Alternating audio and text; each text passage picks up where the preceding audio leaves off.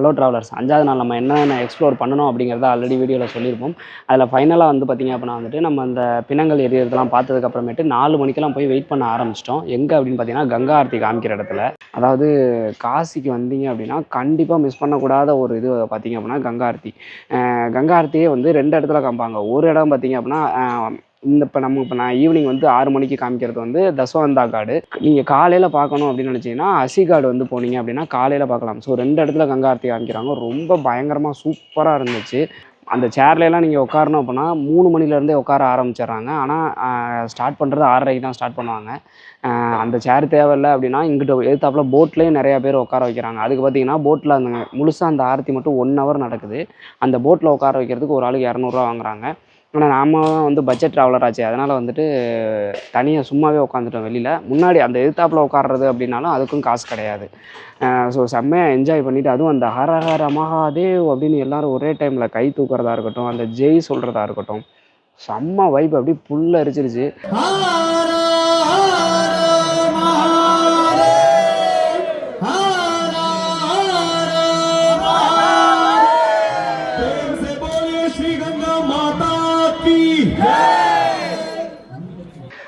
So கண்டிப்பாக அதை miss பண்ணாமல் பார்த்துருங்க. அது முடித்தோடனே நம்ம வந்து ரூமில் வந்து சாப்பிட்டுட்டு படுத்துட்டோம். நம்ம வந்து இப்போ நாட்டுக்கோட்டை நகரத்தார் சத்திரத்தில் இருக்கிறதுனால சாப்பாட்டுக்கு பிரச்சனையே கிடையாது. ரூமும் ரொம்ப கம்மியான சார்ஜ் தான். பர் டேக்கு 24 ஹவர்ஸுக்கே வந்து வெறும் 700 ரூபா தான் கேட்டிருக்கிறாங்க. ஸோ தோசை சாப்பாடு காலையிலையும் சாப்பிட்டோம், ஈவினிங்கும் சாப்பிட்டோம். சாப்பாடும் ரொம்ப கம்மி ப்ரைஸ்லேயே தர்றாங்க. அங்கேயே பார்த்தீங்க அப்படின்னா காசிக்கு வர்றவங்க வாங்கிறதுக்கு நிறையா பொருள்லாம் வச்சுருக்காங்க. நீங்கள் அதையே வாங்கிக்கலாம். ஏன்னு கேட்டிங்கன்னா இங்கெல்லாம் வந்து வெளியில் வந்து ரேட் ரொம்ப அதிகமாக இருக்குது. எல்லா இடத்துலையுமே பார்கெயின் பண்ணுங்கள். ரொம்ப அதிகமாக ரேட்டு சொல்கிறாங்க. அடித்து பாதியாக கேளுங்க, தந்துடுறாங்க.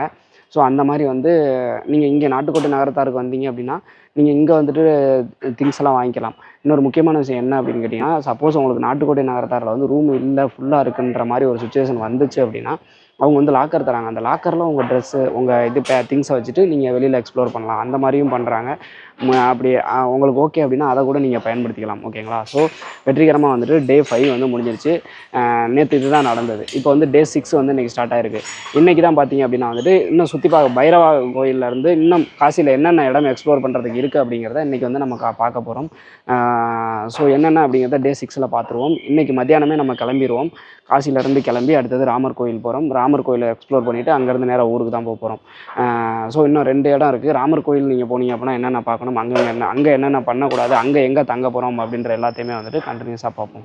நம்ம வந்து பார்த்திங்க அப்படின்னா வாரணாசியில் இருக்க துர்கையம்மன் கோவிலில் இருக்கும். இங்கே இதோட வரலாறு என்ன அப்படின்னு பார்த்தீங்கன்னா, அதுக்கு முன்னாடி இந்த கோவில் வந்து நீங்கள் கண்டிப்பாக எக்ஸ்ப்ளோர் பண்ண வேண்டிய ஒரு முக்கியமானது. இது வந்து 18ஆம் நூற்றாண்டில் கட்டப்பட்டது. இந்த கோயிலை தான் கட்டியிருக்காங்க. ஆனால் இதில் இருக்க துர்கையம்மன் வந்து பார்த்திங்க அப்படின்னா வந்து சுயம்புவாகவே உருவானதாக நம்பப்படுது. இதோட வரலாறு என்ன அப்படின்னு பார்த்தீங்கன்னா, முன்னொரு காலத்தில் வந்து இந்த வாரணாசி ஆண்ட மன்னர் வந்து அவரோட பொண்ணுக்காக சுயமரம் வந்து அறிவிச்சிருக்காரு. சுயமரம் அறிவிச்சதுக்கப்புறம் தான் தெரிஞ்சிருக்கு அவங்க பொண்ணு வந்து வேற ஒருத்தரை காதலிக்கிறதா தெரிஞ்சிருக்கு. ஸோ வந்து இவர் ரகசியமாக யார் காதலிச்சாரோ அவருக்கு அவர் பொண்ணை வந்து கல்யாணம் பண்ணி வச்சிட்டாரு. ஆனால் மற்ற மன்னர்கள் எல்லாருமே வந்துட்டு நீ எப்படி சுயமரத்துக்கு கூப்பிட்டு எங்களை அவமானப்படுத்த போச்சு, அதனால உங்க கூட நாங்கள் சண்டைக்கு வரோம்னு சொல்லி போருக்கு வந்திருக்காங்க. உடனே வந்து அந்த மன்னர் மிகப்பெரிய துர்கை அம்மன் பக்தனாக இருந்ததுனால துர்கை அம்மன்ட்ட வேண்டிறாரு. துர்கை அம்மனே நேரில் வந்து சிங்கத்து மேலே ஏறி எல்லாத்தையும் போர் போட்டு இவருக்காக வந்து சண்டை போட்டிருக்காங்க. அதுக்கப்புறமேட்டு தான் வந்து இங்கே வந்து கோயிலை வந்து கட்டியிருக்காங்க. இவர் வந்து சண்டை போட்டு இவரை வந்து காப்பாற்றுறது மட்டும் இல்லாமல் நீங்கள் இங்கேயே இருந்து வாரணாசியை வந்து காப்பாற்றணும் அப்படிங்கிற மாதிரி வேண்டிக்கிட்டதுனால இங்கே இருக்க துர்கை அம்மன் வந்து சுயம்புவாக உருவாகியிருக்காங்க. இதுதான் இந்த கோயிலோட வரலாறு.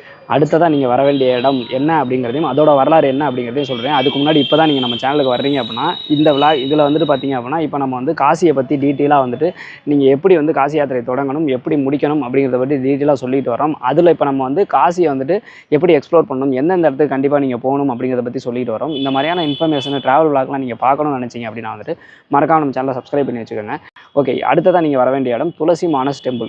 இந்த கோயிலோட வரலாறு என்ன அப்படின்னு பார்த்தீங்கன்னா, வட்டார வழக்கான அவதி மொழியில் வந்துட்டு துளசி மானஸ் அப்படிங்கிறவர் வந்துட்டு ராமாயணத்தை இந்த இடத்துல தான் ஏற்றியிருக்காரு, அந்த மொழி பெயர்த்திருக்கிறாரு. ஸோ அதுதான் இந்த கோயிலோட வரலாறு. வேறு ஒன்றுமே பெருசாக கிடையாது இந்த இடத்துக்கு.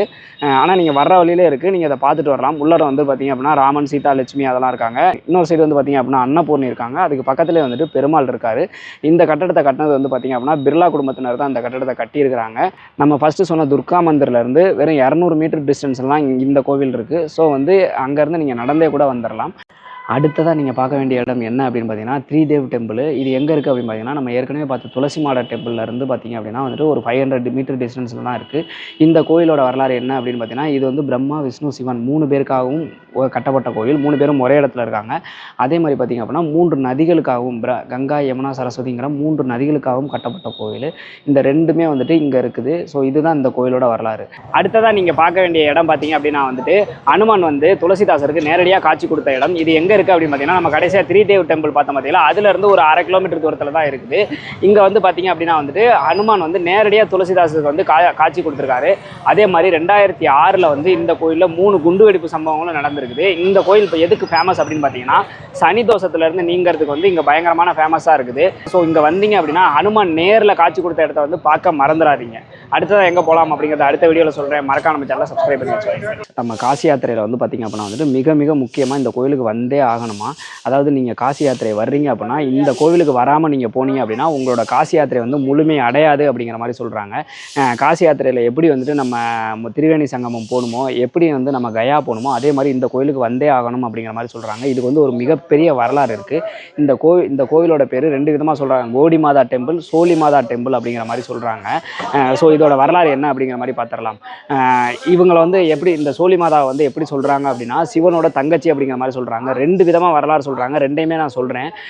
சிவனோட தங்கச்சி அப்படிங்கிற மாதிரி சொல்கிறாங்க. இவங்களுக்கு வந்து முன்னாடி வந்து காசி விஸ்வநாதர் கோயிலுக்குள்ளரே வந்துட்டு கோயில் இருந்ததாகவும் சிவனை வந்து நிறைய பேர் தொட்டு வணங்குறதுனால இதை பார்த்து இவங்க பொறாமப்பட்டதுனால சிவன் சாபம் கொடுத்து இவங்களை விரட்டிட்டதாகவும் அதுக்கப்புறமேட்டு இவங்க வந்து மன்னிப்பு கேட்டதுனால என்னை பார்க்க வர்ற எல்லாருமே கண்டிப்பாக உன்னையும் பார்க்க வருவாங்க, பார்க்க வந்தால் தான் வந்து இந்த காசி யாத்திரை வந்து முழுமையடையும்னு சிவன் சொன்னதாகவும் சொல்லப்படுது. அதனால தான் வந்து எல்லாரும் இங்கே வரணும் அப்படிங்கிற மாதிரி சொல்கிறாங்க.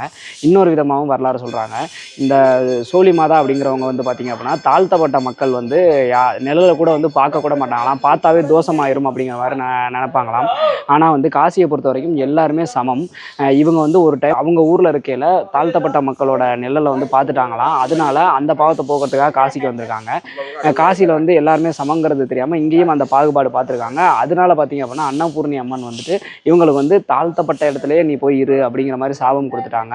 அதனால தான் வந்து இந்த ஏரியாவில் வந்து இவங்களுக்கு வந்து கோயில் இருக்கிறதா வந்து சொல்கிறாங்க. இனிமேல் அவங்களோட சாபத்தை என்னால் அன்னபூர்ணி சாபத்தை என்னால் எடுக்க முடியாது, ஆனால் என்னை பார்க்க வர்ற எல்லாருமே கண்டிப்பாக உன்னையும் பார்க்க வருவாங்க அப்படிங்கிற மாதிரி சொல்லியிருக்காங்க. இதனால் நீங்கள் கண்டிப்பாக வந்துட்டு சோழி மாதா டெம்பிள் இங்கே வந்துட்டு போனால் மட்டும்தான் வந்து உங்களோட காசி யாத்திரை கம்ப்ளீட் ஆகும் அப்படிங்கிற மாதிரி நம்பப்படுது. ஸோ இங்கே கண்டிப்பாக வந்துடுங்க. இங்கே வந்து பார்த்தீங்க அப்படின்னா எப்படி வரணும்னு கேட்டிங்கன்னா ஆட்டோ மூலமாக வர்றது பெட்டரு. ஆட்டோ டிரைவர்ஸ் எல்லாருக்குமே வந்து சோழி மாதா டெம்பிள் அப்படின்னா தெரியுது. ஸோ ஆட்டோ மூலமாக நீங்கள் இங்கே வந்துடுங்க. கண்டிப்பாக இங்கே வந்துட்டு போயிருங்க. இங்கே வந்து பார்த்தீங்கன்னா அம்மனுக்கு வந்து ட்ரெஸ்ஸு கொடுக்குறாங்க, அதே மாதிரி சோழி வாங்கி போடுறாங்க, இந்த மாதிரிலாம் பிரார்த்தனைகள் பண்ணுறாங்க. சோழியெல்லாம் நிறையா பார்க்க முடிஞ்சு இதை வாங்கி அம்மன் மேலே போட்டோம் அப்படின்னா நம்மளுக்கு பிடிச்ச பாவங்கள் போகும் அப்படின்னு நம்பப்படுது. அடுத்ததாக பார்த்தீங்க அப்படின்னா நீங்கள் வர வேண்டிய இடம் வந்து காலபைரவர் கோவில் தான். இது எங்கே இருக்குது அப்படின்னு பார்த்தீங்கன்னா காசி விஸ்வநாதர் கோயிலேருந்து ஒரு 2 கிலோமீட்டர் டிஸ்டன்ஸில் தான் இருக்குது. இவர் யார் அப்படின்னு கேட்டிங்கன்னா நிறைய பேருக்கு தெரிஞ்சிருக்கும், தெரியாதவங்களுக்கு சொல்கிறேன். இவர் தான் வந்து காசியோட காவல் தெய்வம். இங்கே வந்து கண்டிப்பாக நீங்கள் வந்துருங்க.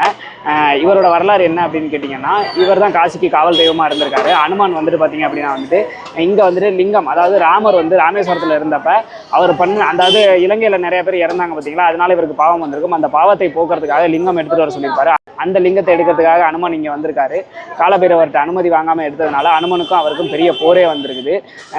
அவர் அந்த லிங்கத்தை வந்து காமிச்சு கொடுக்கறதுக்கு உதவுன பள்ளி கத்தக்கூடாது அப்படின்னும் காகம் பறக்கக்கூடாது அப்படின்னும் பூ மணக்கக்கூடாது அப்படின்னும் காலபைரவர் வந்து சாபம் கொடுத்துட்டாரு. அதனால தான் வந்து இங்கே எதுவுமே வந்து கத்துறதோ இல்லை மணக்கிறதோ எதுவுமே கிடையாது. இப்போ எனக்கு பக்கத்திலே பாருங்கள் காலபைரவர் உட்காந்து தான் இருக்கிறாரு.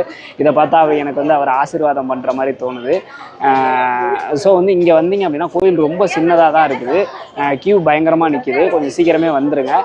இங்கே வந்துட்டு நீங்கள் கயிறு வாங்கி கட்டினீங்க அப்படின்னா உங்களுக்கோ இல்லை உங்கள் பிள்ளைங்களுக்கோ கட்டினீங்க அப்படின்னா பயம் வராது அப்படின்னும் பில்லி சூனியம் அண்டாது அப்படின்னும் நம்பப்படுது. நம்மளும் கயிறு வாங்கியிருக்கோம். கயிறு பார்த்தீங்க அப்படின்னா வந்துட்டு ஒரு கயிறு 10 ரூபாய்க்கு விற்கிறாங்க.